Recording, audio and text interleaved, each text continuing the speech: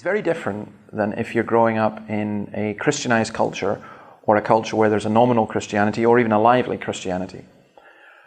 For example, if I have a friend who wanted to plant a church in a city in the southern US, and what he did was, when he started it, he sent out 20,000 letters or invites, a few phone calls, newspaper adverts. First Sunday, about 200 people turned up because they were looking for a church to go to. They'd moved into the area or they were unhappy with their church. You got a population of, let's say like my city, 150,000 people. You've got even 25%, but maybe a third going to church. You've got 50,000 people looking for a church. To my mind, there's got to be something wrong with you if you can't plant a church in that context. In my situation, it's very different. My situation, and this is true of most European cities, that there are 150,000 people, only 5% of whom will be looking to go to any church. So you're down to 7,500. You've got quite a few churches anyway, often quite small.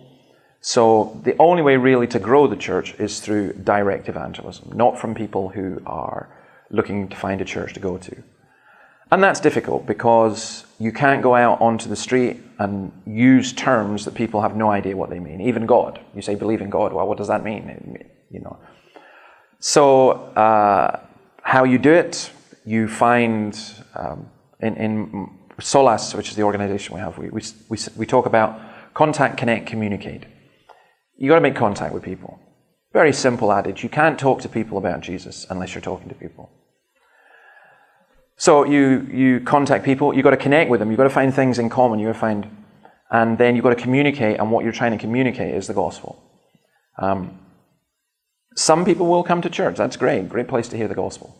But an awful lot of what we do is in the media, it's primarily one-to-one, maybe contact events that we might have, but bottom line is, it's almost the same as for everywhere else, that you have got to live the gospel, you've got to believe the gospel, and you've got to be salt and light in the community that you're in, so that people, 1 Peter 3:15, will always ask you to give a reason for the hope that you have.